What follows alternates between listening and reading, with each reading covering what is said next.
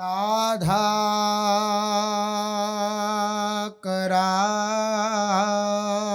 करावचित पल्लववल्लरी के राधा पदांक विलसन मधुर स्थली के राधा यशोमुखरमत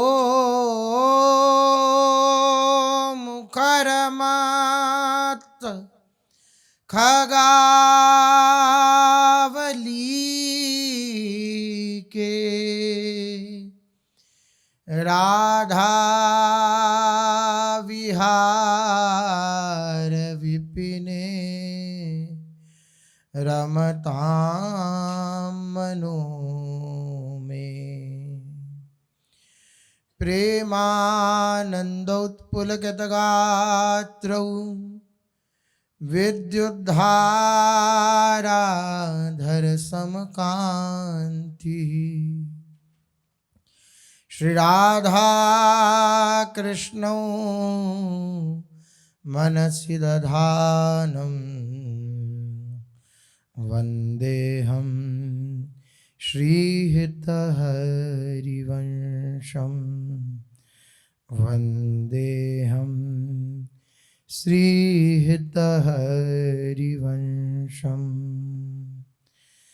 राधा राधा राधा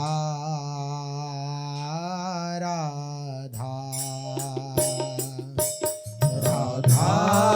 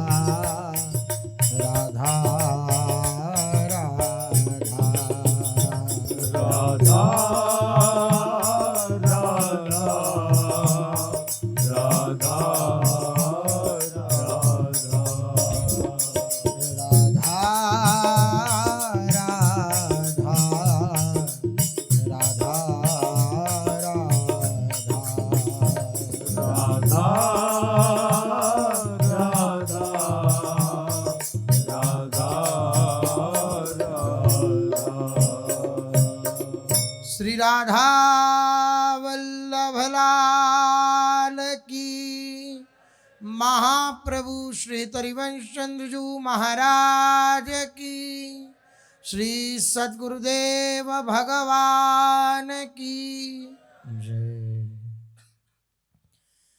रसघन मोहन मूर्ति ठाकुर श्री राधा वल्लभ लाल जी, अनंतानंत सखियों की प्राण सजीवन मूरी श्री लाडली जी एवं इन युगल स्वरूपों को हृदय में नित्य नवीन रूप से दुलार करने वाले श्री सद्गुरुदेव भगवान के श्री चरणों में दंडवत प्रणाम है। आचार्य, गुरु, संत, इन सबके वात्सल्य का अनुभव तभी उपासक को होता है जब वह आचार्य, गुरु और संतों की अधीनता स्वीकार कर लेता है। जब तक अधीनता स्वीकार नहीं की जाती तब तक कहीं ना कहीं और चित्त भटकता रहता है। गोपीजन उद्धव से कह रही हैं, उधो मन न भये 10-20, एक होतो सो गयो श्याम पे अब को आराधे ईस। एक मन था, वे श्याम सुंदर ने चुरा लिया। अब तुम जिस उपासना पद्धति का वर्णन कर रहे हो, अब तुम्हारे ईश की अर्थात तुम्हारे स्वामी की उपासना कौन करे? तुम जो ब्रह्म ज्ञान की चर्चा कर रहे हो, मन तो श्री कृष्ण के पास चला गया। अब तुम्हारी इस चर्चा के लिए मैं मन कहां से लाऊं? कहने का तात्पर्य, मन की गति एक ही जगह होती है, या तो वो संसार की तरफ होगी या वो भगवान की तरफ होगी। जब तक संसार की तरफ मन की वृत्तियां रहती हैं, मन की गति रहती है, मन का जो झुकाव है वे संसार के प्रति रहता है, तब तक भगवान के प्यार का अनुभव नहीं होता, गुरुजनों के प्यार का अनुभव नहीं होता। और जब गुरुजनों के प्यार के प्रति मन का झुकाव हो जाता है, अर्थात उनके अनुकूलता, उनकी अधीनता स्वीकार करके अपना जीवन बना लिया जाता है, तो प्रतिपल हमारी मानी हुई प्रतिकूलता मिलने पर भी, यद्यपि उधर से कभी प्रतिकूलता हो नहीं सकती, लेकिन हमारी मान्यता में भी प्रतिकूलता है, वो होने पर भी मन में किसी प्रकार का कोई क्षोभ नहीं होता। कब? जब उस कोटि की अधीनता होती है, जब उस कोटि का समर्पण होता है। तो कभी मन क्लेशित है कि पता नहीं आचार्य, गुरु, इष्ट हमसे प्यार करते हैं या नहीं करते, तो कमी उधर न देख करके इधर देखें। मेरे समर्पण में कमी है, मेरी अधीनता में कमी है। अधीनता का स्वरूप क्या है? कई बार ये उदाहरण हमने श्रवण भी किया है, कहा भी है, लेकिन धारण नहीं किया है। पूज्य सद्गुरुदेव भगवान अधीनता का स्वरूप बतलाते हैं। जैसे आपको हम कोई वस्त्र प्रदान कर दें, अब आप उस वस्त्र को सर पे ढकें, सर पे बांध लें, अर्थात मस्तक का आभूषण बना लें, और चाहे आप उससे अपने पैर पोंछें, चरणों की सेवा में लगा लें, या आप उसे कहीं फेंक दें, उस वस्त्र का क्या कोई प्रश्न होगा? उस वस्त्र का कोई प्रश्न होगा क्या? क्यों? क्योंकि उस वस्त्र ने उस व्यक्ति की अधीनता स्वीकार कर ली है। अधीनता का स्वरूप यही होता है। वस्त्र की भांति गुरुदेव के चरणों में समर्पित हो गए, वे अब चाहे हमें कहीं दूर रख दें, रहेंगे हम उन्हीं के वस्त्र, रहेंगे हम उन्हीं के। वे चाहे हमें कहीं दूर रख दें, वे चाहे हमें अपने मस्तक का आभूषण बना लें, वे चाहे हमें अपने चरणों का आभूषण बना लें, जैसे वे चाहें। ये है अधीनता का स्वरूप। ये अधीनता जब तक हृदय में नहीं आती है तब तक प्रश्न बने ही रहते हैं, अस्तित्व बना ही रहता है, और अस्तित्व का नाश नहीं हुआ तो कुछ नहीं हुआ।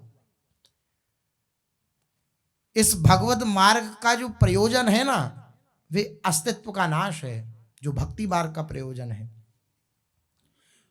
शुद्ध मैं का भी समर्पण हो जाता है, केवल तू ही तू रह जाता है, ये भक्ति मार्ग है। और ज्ञान मार्ग में मैं ही मैं रह जाता हूं। जो मलिन अस्तित्व है, मलिन अहंकार है, दोनों ही जगह उसका नाश है, चाहे वे ज्ञान मार्ग हो या भक्ति मार्ग हो।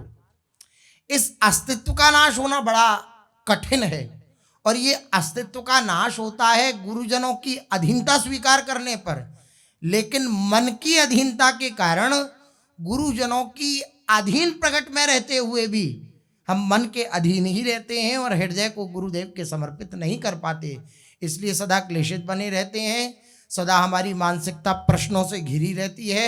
ऐसा क्यों कि वैसा क्यों, ऐसा क्यों किया, वैसा क्यों किया, अनेक प्रकार के प्रश्न हृदय में बने रहते हैं जब तक हरि गुरु की अधीनता स्वीकार नहीं होगी। बहुत प्यारा और बहुत अनोखा और बहुत पूर्ण शब्द है ये अधीनता, पूर्ण शब्द है। ये अधीनता जहां हृदय में आई ना, वहां पूर्णता आ जाती है। साधना की, मार्ग की पूर्णता उस उपासक के हृदय में आ जाती है जिसके जीवन में अधीनता होती है। भय अधीन संग ही संग डोले। कैसी अधीनता? जिस प्रकार से, जैसे अब देखिए अधीनता निकुंज में दर्शन में आती है। किसकी अधीनता? लालजू महाराज की अधीनता। श्री ध्रुवदास जी सिद्धांत विचार में लिख रहे हैं, श्री प्यारी जू जिसे छू लें, जिसे देख लें, जिसे स्पर्श कर लें, जिसको सूंघ लें, वो लालजू महाराज के प्राण हो जाते हैं। ये अधीनता। गुरुदेव जिसे देख लें, जिसको स्पर्श कर लें, वो हमारा प्राण हो जाए। यह है अधीनता का स्वरूप। कठिन है। क्यों कठिन है? क्योंकि अभी अस्तित्व जागृत है। सरल है, बहुत सरल है, जिसका अस्तित्व समर्पित हो गया है। इसलिए विपरीत भावना में दूसरी की तरफ दोष दर्शन ना करते हुए, यहां तक कि अपने इष्ट गुरु के प्रति भी दोष दर्शन ना करते हुए, अपने ही अंदर दोषों को देखे, अपने ही अंदर देखे कि मेरे अंदर कमी रह गई। क्या कमी रह गई? मैं समर्पित नहीं हो पाया, मैं अधीन नहीं हो पाया, मैं पूर्ण संबंध को स्वीकार नहीं कर पाया। इस बात को देखेंगे, अगर ऐसा देखेंगे ना, तो उनकी कृपा से ये जो अपूर्णता का अनुभव हो रहा है, ये अपूर्णता पूर्ण हो जाएगी। किसी प्रकार की अपूर्णता नहीं रहेगी, सब ठीक हो जाएगा। और जहां विपरीत भावना ला दिया, मां शरणागति से बिलग हो गए, मां शरणागति से बिलग हो गए।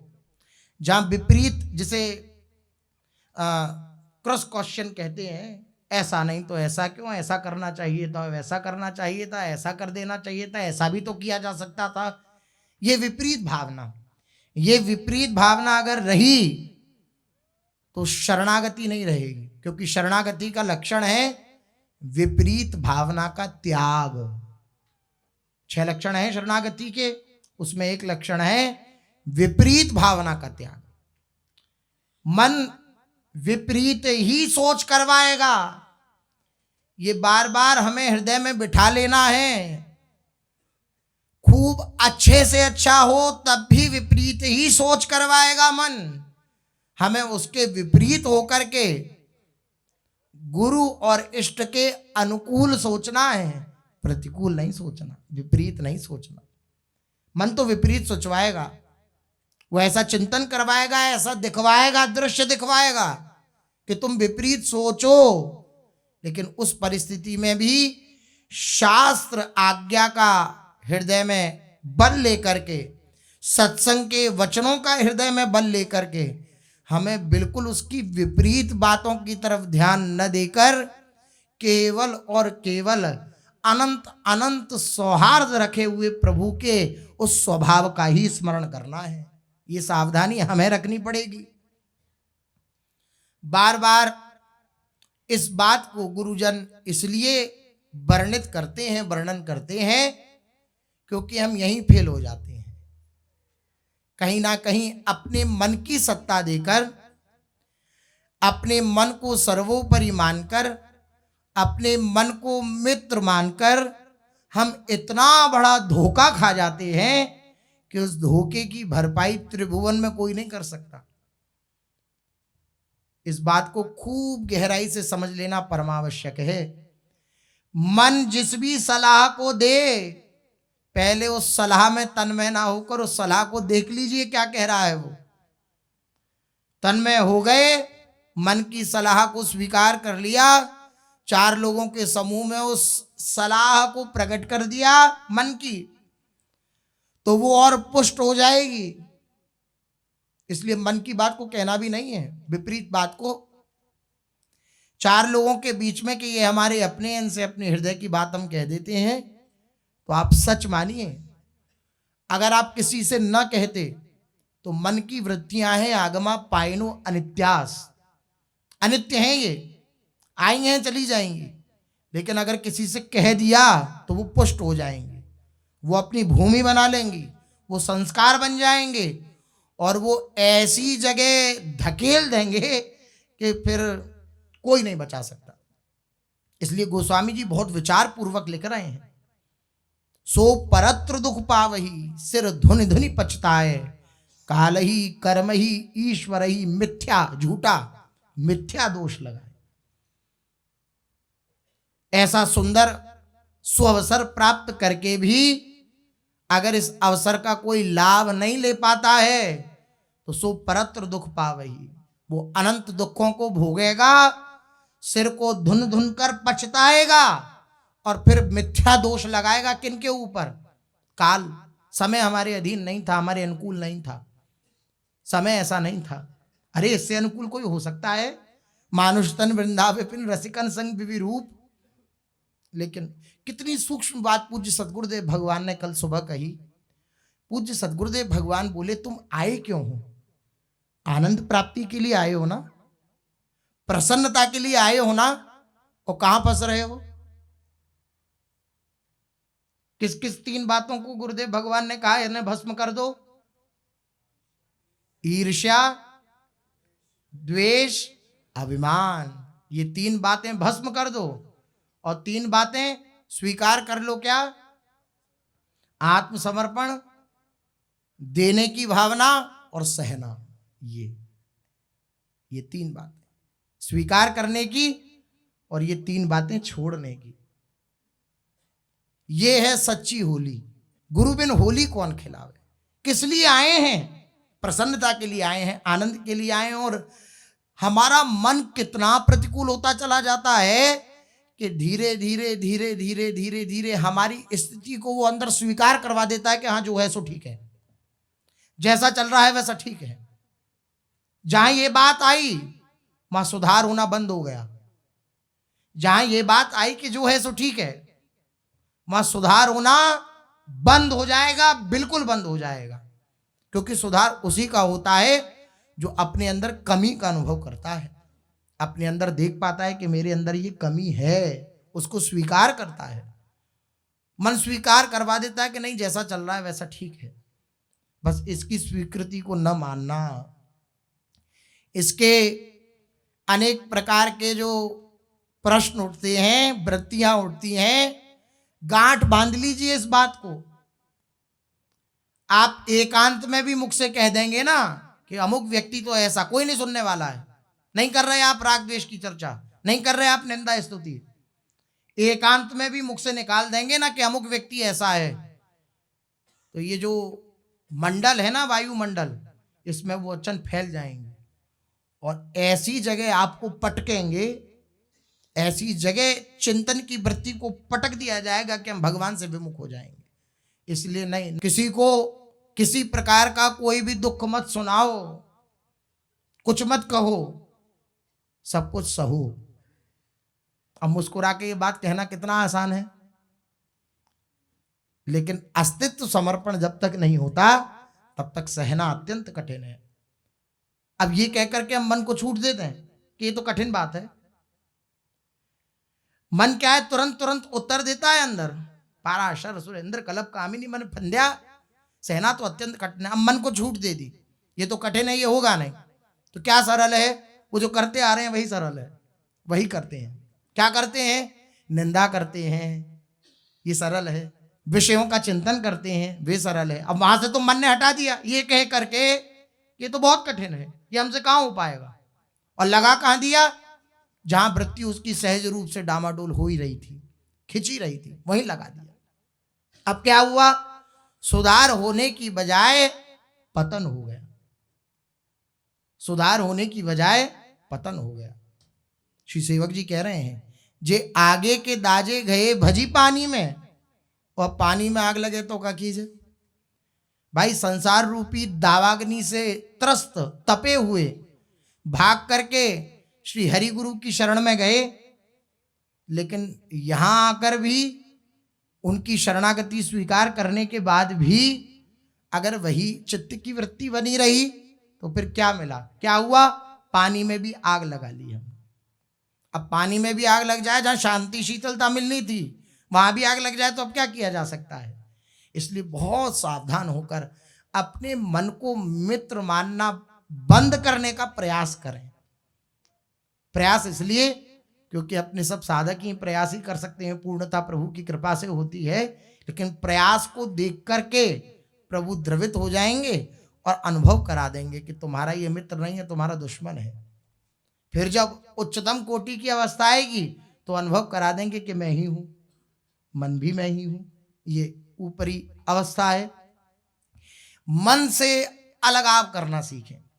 मन में कोई भी स्फुरना उठे तो हम उसको देखने वाले हों, उसको देखने वाले हों, देखें।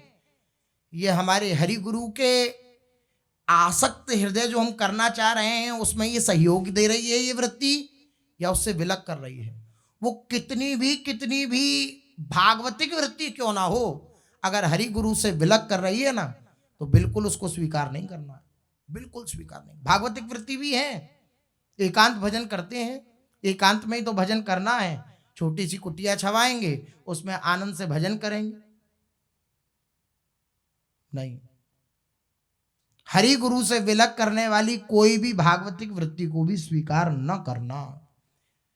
भागवतिक वृत्ति भी हमारे गुरुदेव के वचनों के द्वारा प्रामाणित है तो हम उसे स्वीकार करते हैं, अन्यथा नहीं करते। हमें क्या मतलब, हमें गुरुदेव की कृपा से श्री जी मिलेंगी, हमारी साधना भजन से नहीं मिलेंगी। तो हम साधना भजन भी वही करेंगे जो गुरु जी ने कहा है। अपने मन से भाई कुछ करें तो तभी ऐसी स्फुरना होगी कि हम अपने भजन के द्वारा कुछ प्राप्त कर सकते हैं। तब तो हम कुछ नया करने की सोचें, नहीं, हमें कुछ नया नहीं करना, क्योंकि हमारे नया करने से कुछ नहीं बदलेगा। हमारी चित्त की वृत्ति हमारे नया करने से नहीं बदलेगी। हरि गुरु ने जो उपासना पद्धति दी है, गुरुदेव ने जो हमें आदेश दिया है, उसके द्वारा चित्त वृत्ति का परिवर्तन होगा, उसके द्वारा श्री जी की प्राप्ति होगी। हमारे लिए वही पर्याप्त है। ये मन से कहना, दूसरे को नहीं कहना, मन से कहना। कुछ भी कहे वो ऐसा कर लेते हैं, ऐसी सरकाता है मन। भागवतिक दृश्य दिखला करके धीरे से सरका देता है ऐसी जगह जहां फिर जब गिर जाता है उपासक तब पता लगता है कि जब हम सर के तो हमें पता ही नहीं लगा। वो पता इसलिए नहीं लगता कि मन की चतुरता है। पूज्य सद्गुरुदेव भगवान मन की बात का वर्णन करते हुए कहते हैं कि वो इस तरीके से फंसाएगा, आप कहोगे माला कर, भजन कर, तो करेगा, लेकिन माला भजन कराते कराते कराते कराते अपने जहां उसकी सुख की वृत्ति वहां ले जाएगा। कारण क्या है? असावधानी हटी तो दुर्घटना घटी। असावधान हो गए, सावधानी हट गई, सो दुर्घटना घट गई। इसलिए प्रभु से प्रार्थना जरूर करता रहे। ये तो बात, क्योंकि फिर जब ये बात आती है ना कि कब तक सावधानी रखी जाए, भाई मन की वृत्ति इतनी सूक्ष्म है कि पता भी नहीं लगती कब कहां किधर लुढ़क जाए, तो बीच बीच में प्रार्थना करता रहे। क्या प्रार्थना करता रहे?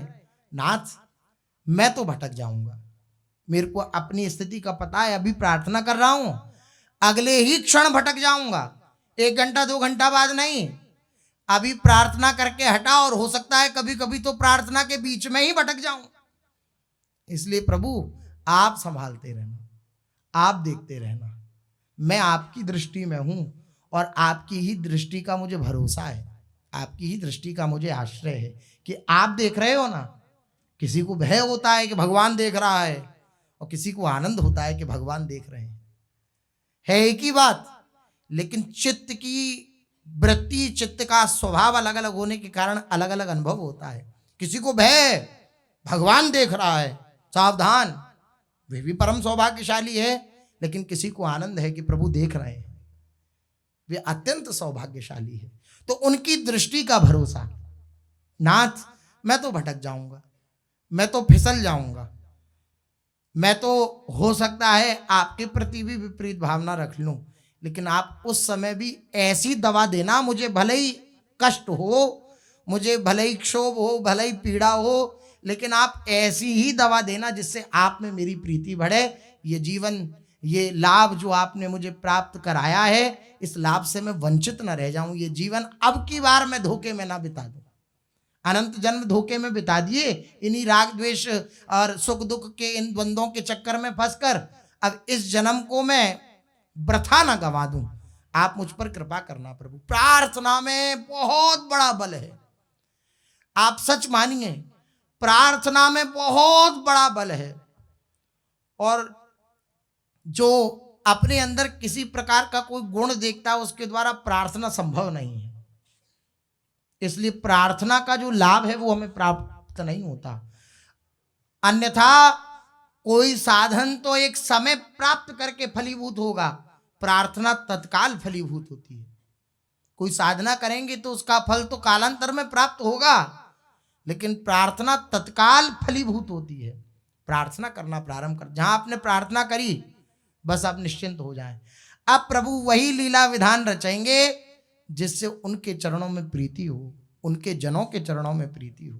जब आपने उन्हें छूट दे दी ना कि देखो मैं मना भी करूं, मैं रोऊं भी, मैं, लेकिन आप जैसा आपको करना हो, मेरे रोग की औषधि वैसे करते रहना, मैं कितना भी तड़पूं। आप छूट दे दी ना, आपने साइन कर दिए उन पे कि अब आपको डॉक्टर साहब जो करना हो सो कर दो, तो डॉक्टर साहब फिर उस साइन किए हुए पेपर को अपने पास रख लेंगे और फिर अपने हिसाब से, बस इसी प्रकार से ये साइन करके पहले ही पेपर उन्हें दे दिया जाए, जोई जोई प्यारो करे सोई मोई भावे, ये सिग्नेचर करके और पहले ही पेपर थमा दिया जाए ना। तब जो आपको प्रिय लगे वह करना। हो सकता है मुझे भी प्रिय ना लगे। पूज्य सदगुरुदेव भगवान के वचन है कि ऑपरेशन थिएटर में डॉक्टर ऑपरेशन करते हैं तो वो इंजेक्शन लगा देते हैं, पता नहीं लगता ऑपरेशन हो जाता है बेहोश करके। लेकिन यहाँ का ऑपरेशन ऐसा नहीं होता, या तो होश की दवा दे करके ऑपरेशन होता है।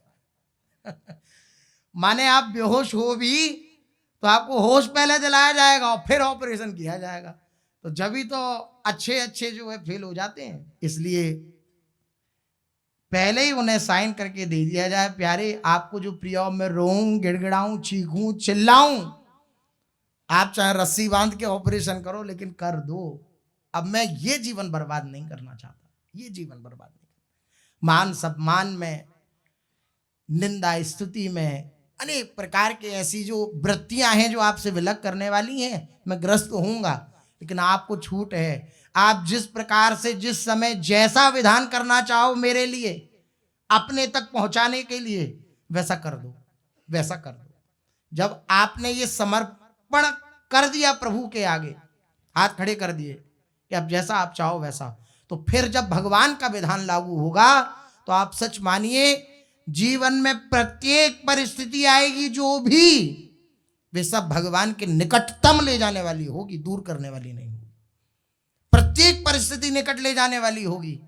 बस इस बात पर विचार करते रहें, सत्संग का आश्रय लेते रहें, तो सत्संग के आश्रय से ये ऑपरेशन का जो दर्द है वो कम होगा, सत्संग के आश्रय से, अन्यथा बड़ा कठिन है। गुरुदेव के वचन ही ऐसे हैं कि जब भगवान का वे विधान लागू होता है तो केवल गुरुदेव के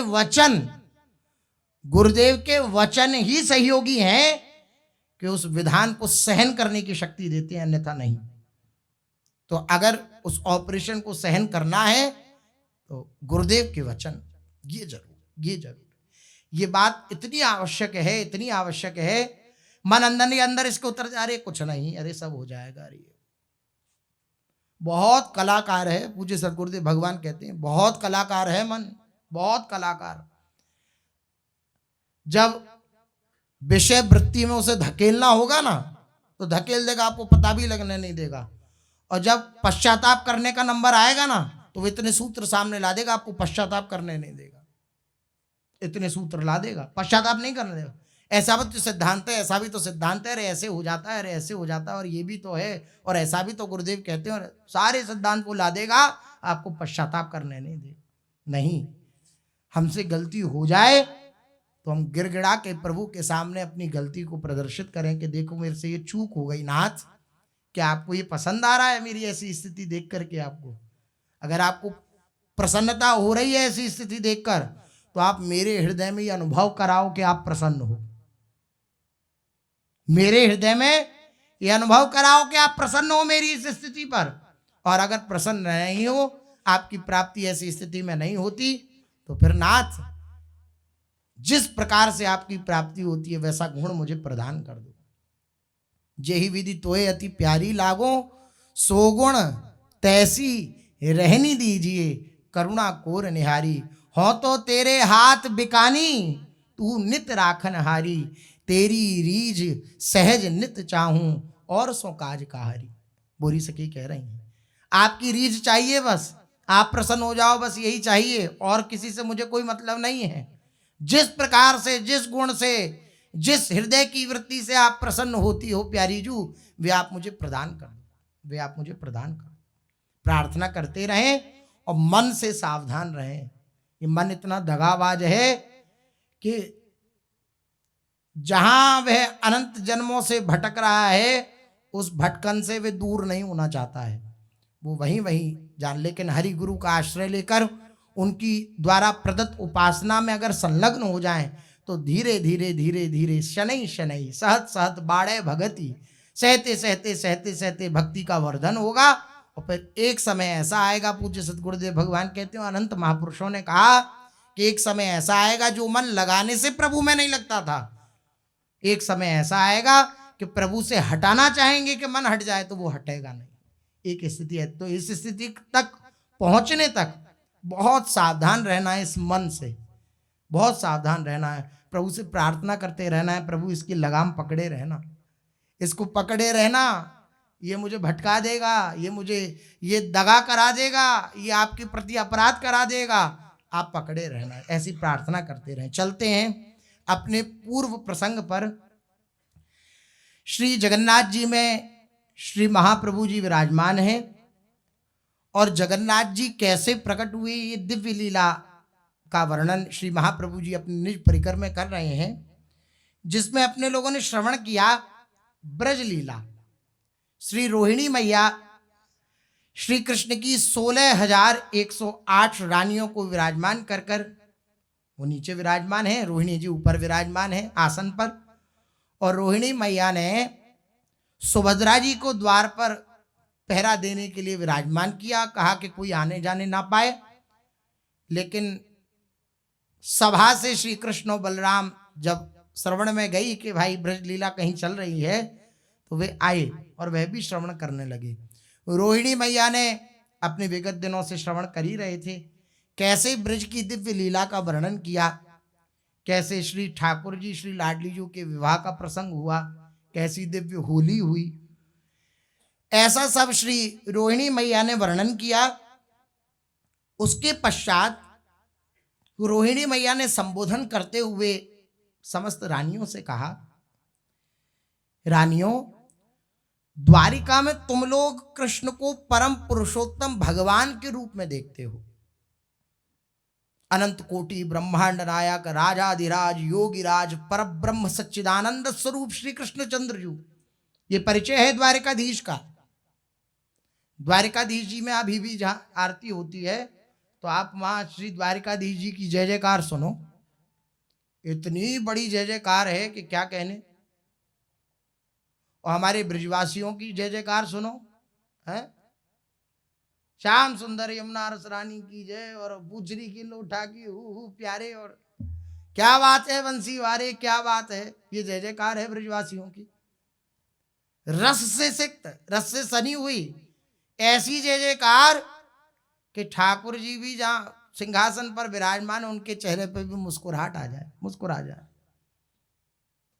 अनंत कोटि ब्रह्मांड नायक राजाधिराज योगी राज पर ब्रह्म, असंख्य ज्ञान गुण गण निलय, इस प्रकार से व्याख्या करी जाए भगवान की, विशद विशद व्याख्याएं करके और भगवान की स्तुति करी जाए, वेद पाठ किए जाएं, तो ठाकुर जी जैसे ज़्यादा मीठा खाते खाते नमकीन खाने की चाह हो जाती है ना, तो ठाकुर जी जब ज़्यादा वेद स्तुति और ये स्तुति वो स्तुति सुनते हैं तो ठाकुर जी को कुछ नमकीन पाने की हृदय में इच्छा होती है।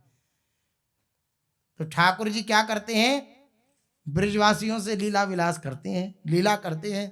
और ब्रजवासी तो क्या, ठाकुर जो है कौन है, हमारे घर को है, हमारो है, ऐसी भावना रख के जो मन करे सो सुना दें। भक्तों का जिनका अपनापन है, श्री ठाकुर जी जो मन करे सो सुना दे, ठाकुर जी तब शांति मिलती है। हाँ बहुत बहुत मीठा खाया, अब थोड़ा तीखा चरपरा खाने को मिला तब शांति मिली। तो इसलिए भक्तों से बार बार प्रभु कोई ना कोई प्रतिकूलता की लीला इसलिए भी करते हैं। भक्तजन जब अपनेपन में, अपनेपन का अर्थ है कि भगवान के सिवा उनका कोई नहीं है, जब ऐसे अपनेपन में भगवान से कुछ विपरीत भी बात करते हैं, माने गारी भी देते हैं, तो भगवान को वो प्रिय लगती है, भगवान को वो प्रिय लगती है। देखिए नरसिंह मेहता जी गारी दे रहे हैं श्री ठाकुर जी को, और भी ऐसे भक्तजन हुए गाली दे रहे हैं श्री ठाकुर जी को, ठाकुर जी को प्रिय लगती है। क्यों? स्तुति सुन सुन के ठाकुर जी को मीठा खा खा के अपच हो जाती है। तो ठाकुर जी ये सब और भी जो खाने की सामग्री अर्थात कसैला, खट्टा, चरपरा, तो ऐसा प्राप्त करने के लिए, ऐसा पाने के लिए भक्तों के साथ लीला विनोद करते हैं। तो ये ब्रजवासी जो हैं ये भगवान के प्रति प्रेम रखते हैं, प्यार करते हैं उनसे। प्यार की बात एक अलग है। ब्रज की रीति सु अगम अपार, ब्रज की रीति क्या है, सेवक जी कह रहे हैं अगम्य है, अगम है, अपार है। जीवन ब्रजवासी सफल, ब्रजवासियों का जीवन सफल है। ब्रज की प्रीति रीति अनियास, हमें आयास प्रयास करना पड़ेगा भगवान से प्रेम करने के लिए, लेकिन ब्रजवासियों का सहज प्रेम है भगवान के प्रति। इसलिए कोई कितना भी बड़ा क्यों ना हो जाए, ब्रजवासियों की कभी समानता नहीं कर सकता। क्यों नहीं कर सकता? क्योंकि ब्रजवासियों का सहज झुकाव है अपने ठाकुर के प्रति, सहज। हम आपको प्रेम करने की चेष्टा करनी पड़ेगी युगल सरकार से, लेकिन ब्रजवासियों के जीवन आराध्य हैं युगल सरकार, जीवन आराध्य हैं, उनके प्राण हैं। इसलिए ब्रह्मादि देवता भी ब्रजवासियों की वंदना करते हैं। वंदे नंद ब्रज स्त्रीणाम पाद रेणुम भीक्षण सह यासाम हरि कथोद्गीतम पुनाति भुवनत्रयम। उद्धव जी कह रहे हैं इस बात को, और ब्रह्मा जी क्या कह रहे हैं? ब्रह्मा जी कह रहे हैं इस नंद ब्रज में वास करने वाले समस्त जनों को मैं बार बार प्रणाम करता हूं, क्योंकि यन मित्रम परमानंदम पूर्णम ब्रह्म सनातनम, जो पूर्ण ब्रह्म है, जो सनातन प्रभु हैं, वो इनके मित्र हैं। मैं इनके चरणों में बारंबार वंदना करता हूं। ब्रह्मा जी बात कह रहे हैं। इसलिए ब्रजवासियों की समानता कोई नहीं कर सकता।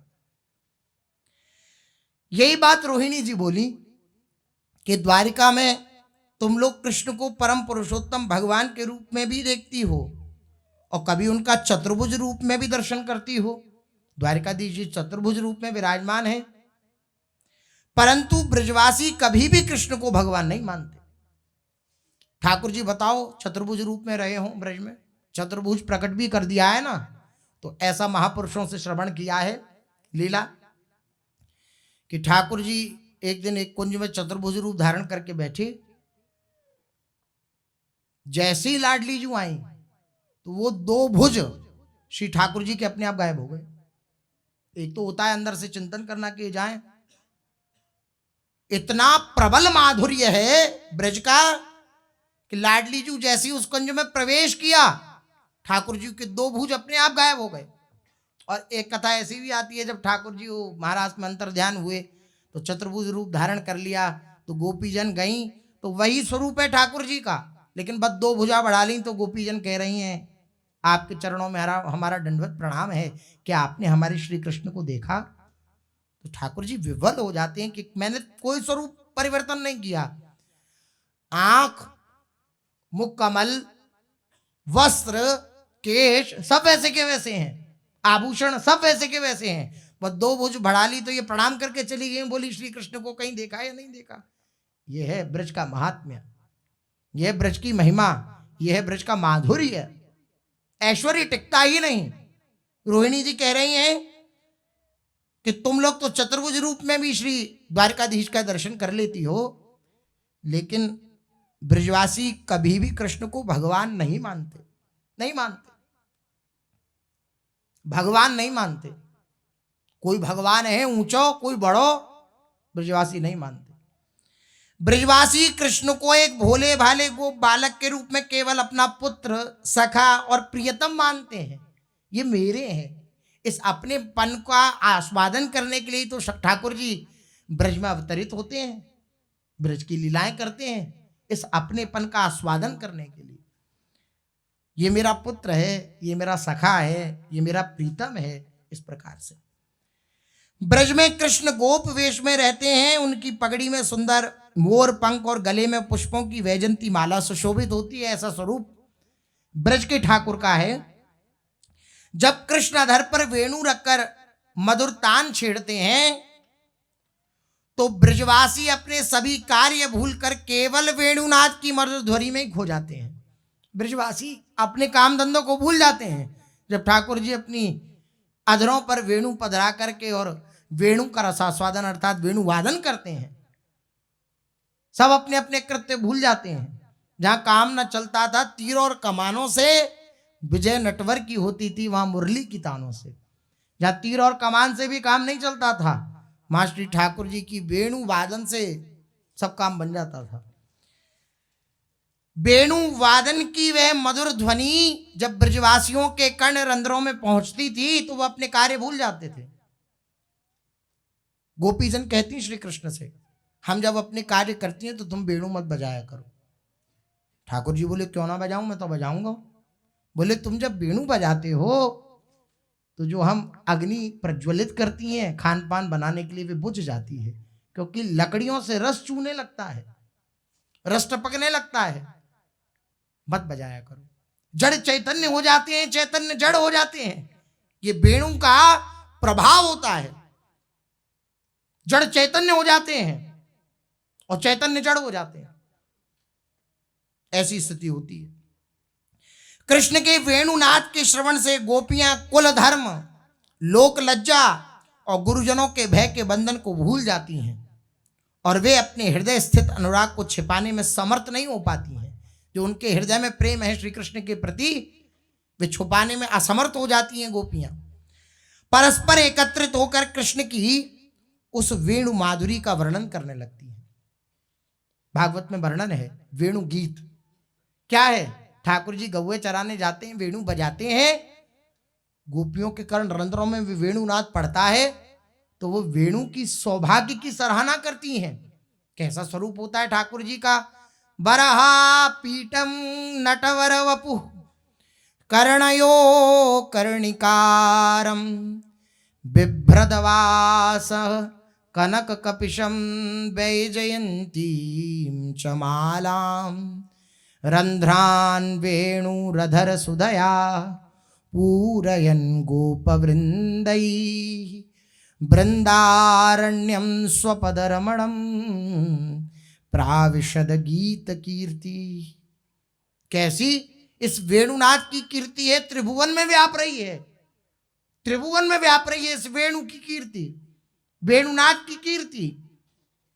जब वेणु बजती है तो गोपीजन अपने काम धंधों को छोड़कर बैठ जाती हैं और आपस में वार्तालाप करती हैं और कहती हैं कि वे धन्य हैं जो उस वेणुनाथ का श्रवण करके श्री कृष्ण के निकट जा रहे हैं, वे धन्य हैं।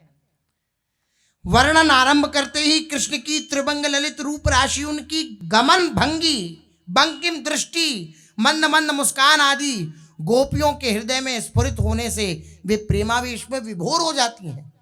ठाकुर जी का स्वरूप सामने आ जाता है जैसी वेणु श्रवण करती हैं। ये वेणु क्या है? वेणुनाथ क्या है? आचार्य वाणी। देखिए हरिवंश चंद्र जी कौन है? वंशी है साक्षात। उनकी जो वाणी है 84 जी, यही वेणुनाथ है।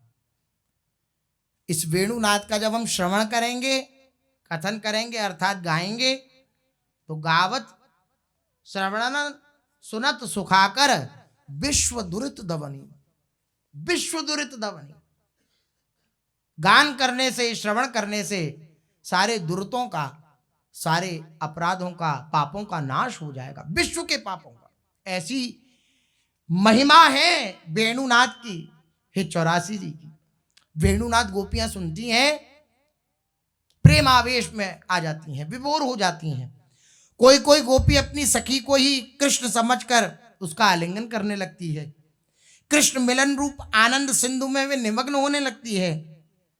महाभाववती गोपियां अपने प्रेम की स्वभाव सुलभ अतृप्ति के कारण कृष्ण से मिलने के लिए सर्वदा आतुर रहती हैं। सदा ये हृदय में बना रहता है कब कृष्ण का दर्शन हो, कब ठाकुर जी को मैं देखूं। किंतु लज्जा ने उनके पापों में बेड़ियां डाल रखी थीं, अतएव उनका कृष्ण से मिलन संभव नहीं हो पाता था। जब भावों के प्रबल वेग से उन गोपियों का चित्त स्थिर नहीं हो पाता था, तब वे अवहिता भाव से कृष्ण की माधुरी का परस्पर इस प्रकार वर्णन करने लगती थी।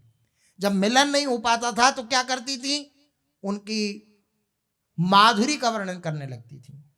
जब तक प्रभु न मिले प्रकट में, तब तक क्या दिनचर्या हो, उनकी माधुरी का, उनके गुणों का वर्णन कथन करना, श्रवण करना। अक्षणवताम फलमिदम न परम विदामः। प्यारी सखियों, गोपीजन कह रही हैं, तुम लोग ग्रहजाल की श्रृंखलाओं में आबद्ध रहकर विधाता द्वारा दी हुई नेत्रादि इंद्रियों को केवल विफल ही कर रही हो। जब आपस में बातचीत करती श्री कृष्ण का दर्शन नहीं कर पाती, तो वो आपस में बात करते हुए कहती कि नेत्रों का फल है श्री कृष्ण का दर्शन करना। जब इन नेत्रों से श्री कृष्ण का दर्शन नहीं कर पा रही हो तो क्या धारण करना इन नेत्रों को, क्या लाभ है इन नेत्रों का। अक्षणवताम फलमिदम न परम विदामः। इनका फल यही है कि श्री कृष्ण की रूप माधुरी का दर्शन करें। अतएव जितनी जल्दी हो सके गृह रूप कारागार से निकलकर वृंदावन में चली चलो और वहां एक अवर्णनीय परम अद्भुत वस्तु के दर्शन से अपने नेत्रादि समस्त इंद्रियों सहित अपने जन्म को सार्थक कर लो। गोपीजन आपस में वार्ता करती हुई कहती हैं, ब्रजांगनाएं जिनका भी कृष्ण के साथ किसी प्रकार से तनिक भी संबंध देखती थीं, उसी को परम सौभाग्यशालिनी मानती थी।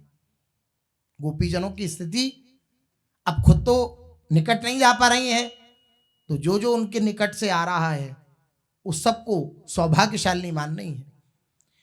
दीनतावश अपने को अत्यंत उस समय दुर्भाग्यनी मानते हुए कि हम श्री कृष्ण के निकट नहीं जा पा रहे, वे अपने आप में जलन का अनुभव करती हैं और वो कहने लगती हैं कि हमसे तो भाग्यशालिनी ये हिरन है, हमसे भाग्यशाली तो ये हिरन है कि श्री कृष्ण की वेणु बजती है और ये भागते हुए श्री कृष्ण के निकट जाते हैं। वेणु गीत का ही श्लोक है। गोपियां कहती हैं, धन्यास्म मूढ़मतयो हरिण्ययेता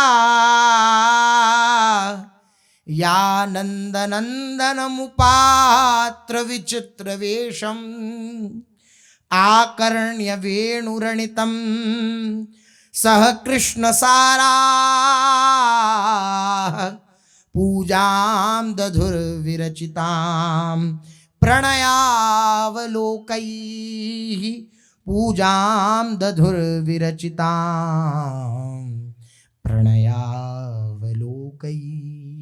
अरे सखी, जब नंदनंदन श्याम सुंदर विचित्र वेश धारण करके अपनी वेणु पर मधुर तान छेड़ते हैं ना, तब अज्ञानतम पशु योनि में जन्म ग्रहण करने के कारण मूढ़ बुद्धि वाली ये हिरनियां भी उसे सुनते ही अपने पति कृष्णसार हिरणों के साथ, कृष्णसार जो हिरनियों के पति हैं, कृष्णसार हरिण, उन कृष्णसार हरिणों के निकट रहती हुई जब श्री कृष्ण की वेणु का नाम उनके कर्ण रंध्रों में पहुंचता है तो वह भी श्री कृष्ण के पास आ जाती हैं। मूढ़ इसलिए कहा क्योंकि पशु योनि जो है उसमें विवेकशीलता थोड़ी होती है, लेकिन फिर भी देख सकी ये हमसे कितनी ज्यादा भाग्यशालिनी है। धन्यास्म, ये धन्य है, लेकिन कौन है? मूढ़मतयो हरिण्य एता यानंद नंदन मुपात्र विचित्र वेशम। विचित्र वेश है श्री लालजू महाराज का और उसका ये दर्शन कर पाती हैं। आहा, श्री कृष्ण के पास ये चली जाती हैं और अपनी प्रेम भरी बड़ी बड़ी आंखों से उनको निहारने लगती हैं, उनके स्वरूप का पान करती हैं। हमसे भाग्यशालिनी तो ये है। निहारती क्या है सखी? अपनी कमल जैसी बड़ी बड़ी आंखों की तिरछी कटाक्षों के द्वारा वे उनका अर्चन करती हैं, उनकी पूजा करती हैं। पूजाम दधुर विरचिताम प्रणयावलोकैः। बड़े बड़े नेत्रों से जब श्री ठाकुर जी की रूप माधुरी का दर्शन करती हैं ये हरिणी, तो केवल दर्शन नहीं करती, उनकी पूजा करती हैं, उनकी उपासना करती हैं। उनको निहारती हैं तो उनकी उपासना करती हैं अपने कटाक्षों के द्वारा, अपने तिरछे कटाक्षों के द्वारा वे उनका अर्चन करती हैं और श्री कृष्ण की प्रेम भरी चितवन के द्वारा किए गए उनके सत्कार को स्वीकार करती हैं। जब अर्चन करती हैं इस प्रकार से तो श्री कृष्ण उधर से मुस्कुरा जाते हैं, और जब वे मुस्कुरा जाते हैं तो ये उनके इस सत्कार को स्वीकार करती हैं। ये हरणियां धन्य है। गोपियां नहीं जा पा रही हैं तो जो जो उनके पास जा रहा है उनके भाग्य की सराहना कर रही हैं गोपियां। वास्तव में उन हिरणियों का ही जीवन धन्य है सखी, उन हिरणियों का ही जीवन धन्य है। हम वृंदावन की गोपियां होने पर भी इस प्रकार स्वयं को समर्पित नहीं कर सकती। हमारे घर वाले हम पर अनेक प्रकार के अंकुश लगाते हैं, कितनी विडंबना है। हाय, हम क्यों ना ये देह त्याग कर हरिणी स्वरूप में जन्म ले लें। देखिए ये है विकलता, प्रेम की विकलता। मीरा जी कहती हैं, जा भेषा मारो सांवरो दीजे, सोई वेश धरूंगी,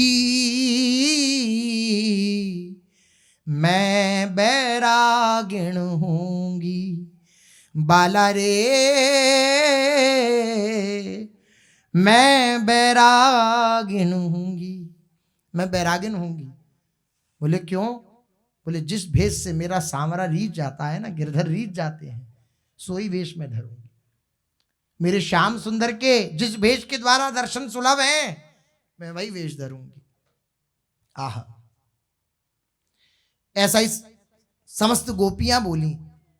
हमसे ज्यादा धन्य तो ये हरिणी है, श्री कृष्ण की रूप माधुरी का पान करती हैं। सखी ऐसा करते हैं, अपने प्राणों को त्याग देते हैं और हरिण स्वरूप धारण करते हैं, हरिणी स्वरूप धारण करते हैं। जब हरिणी स्वरूप धारण करेंगे तो कोई रोकने टोकने वाला नहीं होगा, कोई रोकने वाला नहीं होगा, और हम श्री कृष्ण की रूप माधुरी का दर्शन कर सकेंगे, जिसमें हम श्री कृष्ण का निर्विघ्न दर्शन तो कर सकेंगे कम से कम। इसलिए सखी ऐसा करते हैं, अपने शरीर का परित्याग करके और हरिणी स्वरूप धारण कर लेते हैं। श्री रोहिणी जी ने आगे कहा, गोपियों का कृष्ण से प्रेम किसी सामाजिक संबंध पर आधारित नहीं है, अपितु उनका वह प्रेम किसी भी हेतु से रहित पूर्णता स्वाभाविक है। इसलिए गोपियों को प्रेम की ध्वजा कहा गया। कोई भी प्रेम करता है आज के समय में तो उसके हृदय में कोई ना कोई आकांक्षा रहती है, लेकिन गोपीजनों के हृदय में कोई आकांक्षा नहीं है, गोपीजनों के हृदय में कोई लालसा नहीं है, हेतु रहित प्रेम है उनका। भाई जी महाराज कहते हैं गोपीजनों की महिमा के विषय में, गोपीजन की महिमा अतुलित, कहीं से कोई तोल नहीं है गोपीजनों की महिमा का गायन करने में, कि अगर हम अमुक की महिमा गायन कर दें तो वो गोपीजनों की महिमा गायन करने के समान हो जाएगी। नहीं, तुलना नहीं है। गोपीजन की महिमा तुलित, जिनके भाव लहन को तरसत, वेद ऋचा नित ऋषि मुनि तपरत, गोपीजन की महिमा अतुलित। इनके भाव को धारण करने के लिए, गोपी भाव को धारण करने के लिए वेद की ऋचाएं, ऋषि मुनि सदा तपरत रहते हैं कि हमें गोपी भाव प्राप्त हो जाए।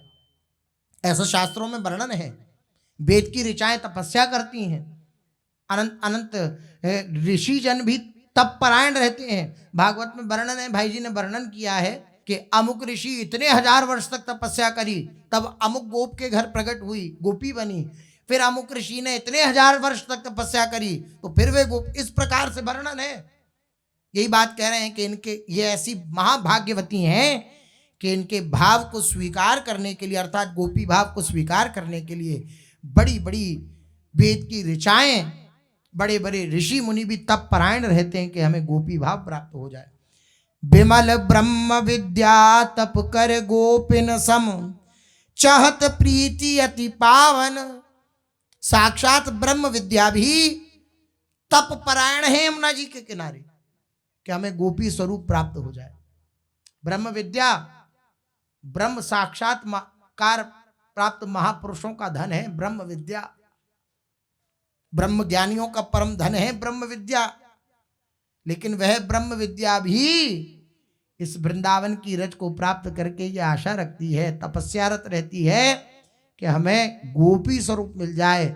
और जैसा उस परब्रह्म सच्चिदानंद स्वरूप श्री कृष्ण का आस्वादन ये गोपीजन कर रही हैं, ऐसा मैं भी कर पाऊं। विमल ब्रह्म विद्या तप कर गोपिन सम, चाहत प्रीति अति पावन। उनके समान प्रीति, अत्यंत पावन प्रीति को प्राप्त करना चाहती हैं वे ब्रह्म विद्या। जा सो मिलत ब्रह्म पर सो पर, रसमय मधुर रूप मन भावन। उस ब्रह्म का भी परम रसमय मन भावन स्वरूप आस्वादनीय हो, ऐसा चाहती हैं ब्रह्म विद्या भी। ऐसे गोपी भाव को प्राप्त करना चाहती हैं, ऐसी महान भाग्यवती हैं गोपियां। सदा प्रेम परवश जिनके हरि, और सदा जिनके प्रेम के परवश आसक्त रहते हैं हरि, ऐसी गोपीजन। गोपी प्रेम की ध्वजा। राखत मन जिनको अति आदर, सदा रहत जिनके ढिगबर बस, चाहत न रहन छाणी तिन छिन भर। सदा श्री ठाकुर जी उनके निकट रहते हैं, क्षण भर भी उनका परित्याग नहीं करते। और राखत मन जिनको नित आदर, नित्य अपने हृदय में अति आदर गोपीजनों के प्रति रखते हैं। कैसा आदर श्री ठाकुर जी रखते हैं? ठाकुर जी विह्वल होकर गोपीजनों से कहते हैं कि जिन संसार की बेड़ियों को त्यागना बड़े बड़े ऋषि मुनियों के लिए भी संभव नहीं है, उन संसार की आसक्ति रूपी बेड़ियों को काट करके तुम मेरे पास आई हो, तुमने मुझे स्वीकार किया है, मैं तुम्हारा ऋणी हूं। तुम अपने साधु स्वभाव से मुझे उऋण कर दो, तुम अपने साधु स्वभाव से मुझे उऋण कर दो कि जाओ हमने तुम्हें ऋण मुक्त किया तो मैं भले ऋण से मुक्त हो सकूं, अन्यथा अनंत कल्पों तक अनंत शरीर धारण करके भी मैं अगर तुम्हारे ऋण से मुक्त होना चाहूं तब भी नहीं हो सकता, मैं तुम्हारा ऋणी बना रहूंगा। ऐसा आदर करते हैं गोपीजनों का, भागवत में वर्णन है। ऐसा आदर करते हैं श्री कृष्ण गोपीजनों का। बस्यो रहत मन प्राण नयन मह। और गोपीजनों की स्थिति क्या है? श्री ठाकुर जी के प्रति कैसी आसक्त चित्ता हैं गोपी? बोले बस्यो रहत मन प्राण नयन मह, बनि तिन के मन प्राण पुतरी दृग। रास विलास करत नित रसमय, भूल सकल भगवत्ता अग जग। अग जग की इस समष्टि संसार की भगवत्ता को भूल करके श्री ठाकुर जी सदा इन गोपीजनों के साथ रास विलास करते रहते हैं। ऐसी गोपीजनों की महिमा है। इन गोपीजनों की महिमा कहने की सामर्थ्य किसी की नहीं। रोहिणी मैया गोपीजनों की महिमा का वर्णन कर रही हैं। गोपीजनों की स्थिति क्या है, सो शेष चर्चा आगे। श्री राधा वल्लभ लाल की।